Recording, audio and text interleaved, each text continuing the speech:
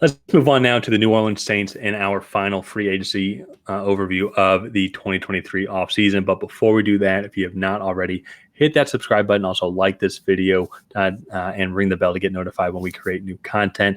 This is our last series of the free agency section of offseason before we pivot to start previewing the 2023 season, which means a lot more Saints content, both preseason and also season. So if you want to get notified, be sure to ring that bell and also subscribe and help us reach our goal of getting to 3,000 subscribers by the start of the season. Ryan, let's get into it here. Let's do it. The Saints came into the offseason, I think, with the second most negative cap space or over the cap space, only next to the Buccaneers. Mm-hmm. And we all came into the offseason like, Saints, are they rebuilding? They got a lot of people they can cut. A lot of people have left that we're going to get into. And then they go and sign Derek Carr for $150 million. So they always find a way to work. And, I think Derek Carr is a good addition. I think definitely an improvement over Andy Dalton at quarterback. But I'm curious to kind of hear. I'm curious to hear what Saints, our Saints fans who follow us and are a part of our community, that's what their overall thoughts and expectations are for the Saints. Because for me personally, and yes, I know I'm a Falcons fan, but I just wonder if you guys lost too much, especially on the defensive side of the ball, to really compete in the NFC South, because you have Chris Olave. Rashid Shaheed has a lot of potential, but really outside of that, there's just a lot of inconsistency, especially from the offensive side of the ball as well. So, but Ryan, what are your kind of thoughts overall of the Saints offseason? Well, I just, like you said, they lost a lot on the defensive side of the ball, and then instead of addressing it, they went out and gave Derek Carr this huge contract. And I don't know. I have mixed feelings because the Saints, kind of like the Titans, are always one of those teams that just seem to be competitive, and they always seem to play teams tough. But I think Michael Thomas is getting older. Chris Olave had a good rookie season, but outside of him, I'm not super sold on their weapons. Juwan Johnson is good, not great at the tight end position. Alvin Kamara has a lot of off the field issues, to put it nicely. Well, and also, and just outside of that, he's just getting to that age. He's getting to that age with running backs. It's not entirely fair because he's only 27 or 28, but just for running backs, that's kind of getting to that age. Yeah. They did bring in Jamal Williams. They did draft Kendra Miller. So it's kind of that thing, the writing's on the wall. I think they're getting prepared for life after Alvin. Yeah, no, definitely. And so, like, for me, I look at this team and they're not in a rebuild, but they're turning the page on a lot of these teams. And I just don't know if that translates to success in 2023 for them. So let's get into their roster breakdown here. So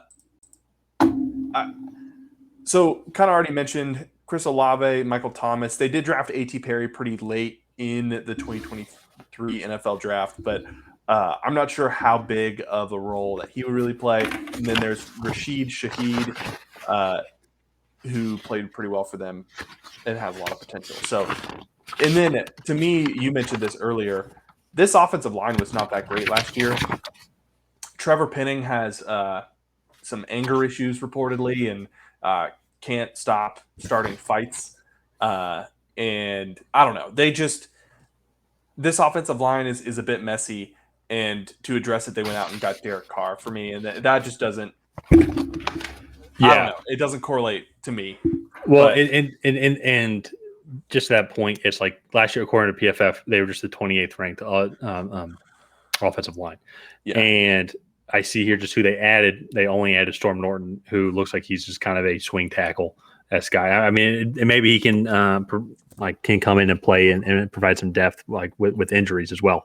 But just in general, that was the only key piece. And they did add Nick Saldiveri in the 4th round project piece as well. So we'll have to kind of continue to develop and see how that goes. But just interesting here. And what's funny about it too, as I look at it, a lot of 1st-round picks on an offensive line, like that have been with the Saints. So I don't know if last year was just a fluke year, an off year, if maybe they can rebound. But there was talent, or still is talent, but maybe it was just an off year overall. But but just going to your point, then that's where on the their big splash in the offseason was getting a quarterback for a team that needs a lot more. A lot more. Yeah, Yeah. especially then too, if you're then moving on to the defensive side of the ball, it's like I already mentioned some, but it's like David Onyemata's gone, Caden Ellis is gone, Marcus Davenport is gone, and then there's one other one I think as well that Justin Evans is gone. So it's like key players, key positions that are gone, and now they have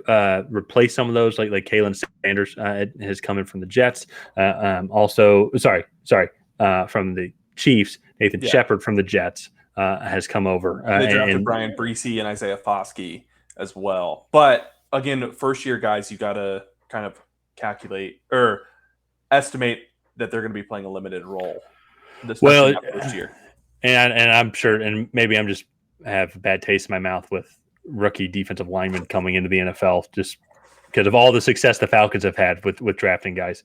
But it is a transition. You know, I mean, these are like these guys still can put some muscle on, and then now you're going up against the biggest of grown men I think that they've ever gone up against. So it's interesting, and there's still some potential as well. Like especially too in the secondary, like they have a good secondary: Tyrann Mathieu, Marshawn Lattimore, Bradley Roby as well, and Paulson Adebo, and they have good depth in that position as well. So that's where there is some potential. So if some of these pieces hit, and then the chemistry it works out perfectly, I could see them contending. But to me, I think it's going to be something similar to last year. I think they're just going to be around a 500 team. Like they'll win games that they don't need to win. They'll lose games that they should win.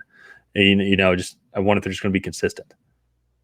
Yeah, no, that's my thing. And I think you look at the other teams in this division, like I think the Falcons and the Panthers definitely improved. And I just felt like maybe I think at best the Saints stayed the same. Well, and it's just one of those, it's like I'm not sure how much guaranteed money that they gave him at signing, but let's just say it's $40 million because it was, I think, 4 years, $150 million, so just shy of $40 million. Where else could that money have gone to really bolster up the team, the offensive line, bringing in a solid weapon outside of Chris Olave? Like maybe Michael Thomas could come back and be healthy. Jawan Johnson has been going around with injury. Had some injuries last year as well that kind of kept him off the field at times. So it's those other things like that and I say that they're probably going to go 12-5 this year and be like the number 2 seed in the NFC. So we could be completely off on this. Yeah, no, I mean we could be. I would say 8 to 9 times out of 10 though. Teams that operate like this don't necessarily see success. I think they did a similar thing with the Jameis Winston signing. Granted, I think Derek Carr is better quarterback than Jameis Winston, but that's another debate. So let's go ahead. Let's move on to the segment now where we talk about what would be a successful season for the New Orleans Saints. And for me, I think they need to be back in playoff contention, right? I think this division, while none of the teams I think are elite, I think there's 3 really good teams. Not really good, but 3 good teams in the Panthers, Falcons, and Saints, right? And I think they need to be up in playoff contention and potentially be a wild card team. Yeah. I think if they can make the playoffs, I think that'd be a good year because it would mean that signing Derek Carr improved them enough to make the playoffs. That's where they were. They almost made the playoffs last year when none of those teams should have made the playoffs, but they were close. But there's a lot of things holding them back. And just being completely honest, that is essentially like where they spent all of their money. They put all their chips into the quarterback position.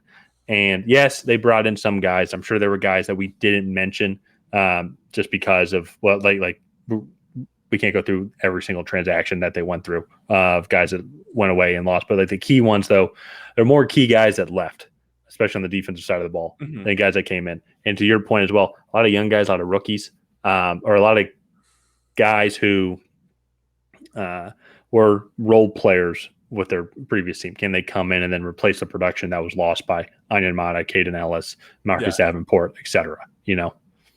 No, yeah, exactly. And one thing too with these young guys, I know there's a lot of hope, but almost half of them will miss, right? And then they won't be the contributors that you lost, and so that's going to be hard to kind of manage. So It'll be interesting to see what the Saints end up doing in 2023, but let's go ahead and wrap up their off-season review there. If you guys have not already, please go ahead and like and subscribe and leave a comment down below on what your favorite off-season edition was for the New Orleans Saints. And other than that, we will see you guys next time.